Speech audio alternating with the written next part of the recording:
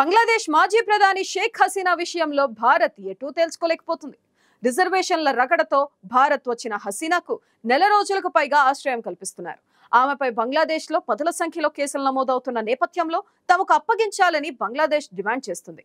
అయితే హసీనాకు రాజకీయ శరణార్థి ఆశ్రయం కల్పించే విషయంపై భారత్ వెనుకాడడం లేదు. కొన్ని రోజుల పాటు ఆమె భారత్ లోనే ఆశ్రయం పొందిన తర్వాత బంగ్లాదేశ్ కు తిరిగి పంపించాలని భావిస్తుంది. అయితే ఇలా చేస్తే బంగ్లాదేశ్ తో ద్వైపాక్షిక సంబంధాలు దెబ్బతినే ప్రమాదం ఉంది. దీంతో భారత్ ముందు 3 ఆప్షన్లున్నాయి.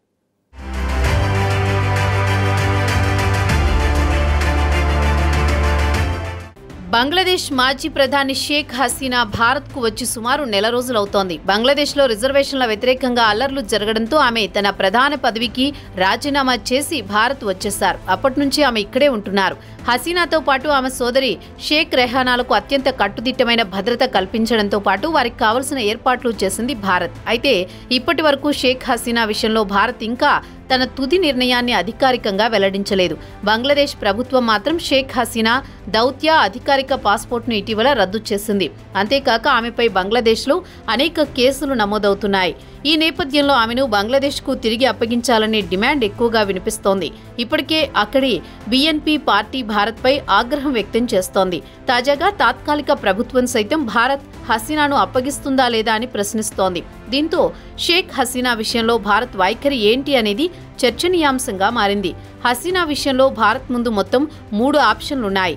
ఆమె పాస్పోర్ట్ రద్దు కావడంతో షేక్ హసీనాకు భారత్లో కాకుండా వేరే దేశంలో రాజకీయ శరణార్థిగా ఆశ్రయం పొందేలా ఏర్పాట్లు చేయడం, అది ఆమె భద్రతకు ఎలాంటి ఇబ్బంది లేని ఏర్పాటు అయి ఉండాలి. ఇక రెండో ఆప్షన్ షేక్ హసీనాకు రాజకీయ శరణార్థిగా భారత్లోనే ఆశ్రయం కల్పించే నిర్ణయం తీసుకోవడం, తక్షణ అవసరాలకు అనుగుణంగా ఆమె భారత్లోనే ఉండేలా ఏర్పాట్లు చేయడం. మూడో ఆప్షన్ పరిస్థితులు మెరుగుపడే వరకు వేచి చూసి ఆ తర్వాత షేక్ హసీనాను మళ్లీ బంగ్లాదేశ్కు పంపించడం, అక్కడ ఆమెను మళ్లీ రాజకీయాల్లోకి పంపేలా భారత్ ప్రయత్నించవచ్చని పరిశీలకులు భావిస్తున్నారు.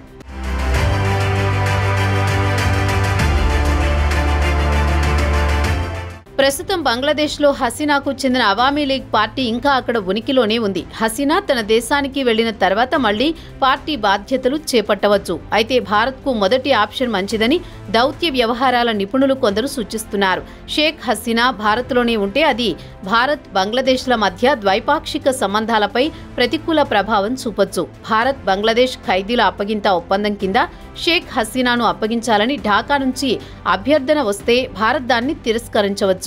న్యాయపరమైన విచారణ కింద ఆమెను బంగ్లాదేశ్కు అప్పగించడం భారత్కు అంత మంచి ఆప్షన్ కాదని రాజకీయ పరిశీలకులు అంటున్నారు.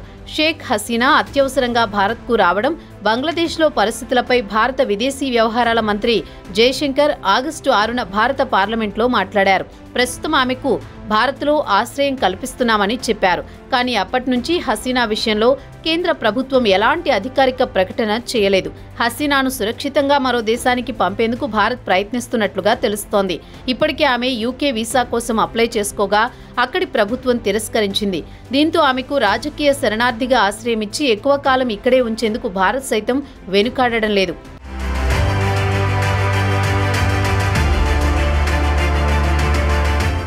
షేక్ హసీనా యూకే ప్రయాణానికి ప్రారంభంలోని అవరోధాలు ఎదుర్కోవడంతో United Arab Emirates, Saudi Arabia, ఇతర చిన్న యూరోపియన్ దేశాలతో భారత్ చర్చలు జరిపింది. కానీ ఈ విషయంలో సక్సెస్ అయినట్లు కనిపించడం లేదు. షేక్ హసీనాకు రాజకీయ శరణార్థిగా ఆశ్రయం కల్పించాలని ప్రస్తుతం ఖతార్తో భారత్ చర్చలు జరుపుతున్నట్లు తెలుస్తోంది. రాజకీయ శరణార్థిగా ఆశ్రయం కల్పించాలంటూ తనకు తాను షేక్ హసీనా అమెరికాను కానీ మరే ఇతర దేశాలను కానీ ఇప్పటి వరకు కోరలేదు. ఆమె తరపున భారత ప్రభుత్వమే అన్ని రకాల చర్చలు జరుపుతున్నట్లు తెలుస్తోంది. భారత్ చొరవతో ఏదైనా దేశం ఆమెకు ఆశ్రయం ఇచ్చేందుకు అంగీకరిస్తే అప్పుడు ఆమె ఢిల్లీ నుంచి ఆ దేశానికి ఏ పాస్పోర్ట్పై వెళ్తారనేది చర్చనీయాంశంగా మారింది. ప్రస్తుతం ఆమెకు ఉన్న డిప్లొమాటిక్ పాస్పోర్ట్ను బంగ్లాదేశ్ తాత్కాలిక ప్రభుత్వం రద్దు చేసింది. అయితే ఆమె పాస్పోర్ట్ను సైతం బంగ్లాదేశ్ ప్రభుత్వం రద్దు చేస్తే భారత ప్రభుత్వం ఇచ్చే ట్రావెల్ డాక్యుమెంట్పై ఆ దేశానికి వెళ్లి వీసా తీసుకునే అవకాశం ఉందని నిపుణులు చెబుతున్నారు. షేక్ హసీనా రాజకీయంగా ప్రముఖ నాయకురాలని, ఆమె విషయంలో చాలా నిబంధనలు సరళతరం కావచ్చని అభిప్రాయపడుతున్నారు. ఇక షేక్ హసీనాకు ఇక్కడే రాజకీయ శరణార్థిగా ఆశ్రయమిస్తే బంగ్లాదేశ్ కొత్త ప్రభుత్వంతో సంబంధాలు బలోపేతం చేసుకునే విషయంలో అవరోధాలు ఎదుర్కోవచ్చని చాలామంది నిపుణులు అభిప్రాయపడుతున్నారు. భారత్లోనే ఉండి ఆ తర్వాత ఆమెను బంగ్లాదేశ్కు పంపే అవకాశాలు లేకపోలేదు. బంగ్లాదేశ్లో అవామీ లీగ్పై ఎలాంటి నిషేధం లేదు. దేశవ్యాప్తంగా బలమైన నెట్వర్క్ ఆ పార్టీకి ఉంది.